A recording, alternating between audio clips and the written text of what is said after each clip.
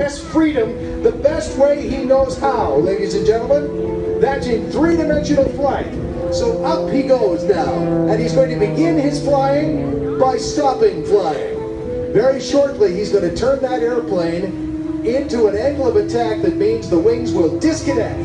The airplane is now spinning down toward the ground. It's falling, it's not flying. It's falling with style, but it's falling. He's completely disconnected. He's got to get the nose down, the airspeed up, and he's got to get the wings right to give him lift again. So now he tries to find that sweet spot. He's still falling, and then finally connects and starts flying. Please welcome him, ladies and gentlemen, Mike Wiskus and the Lucas Oil Super Pits.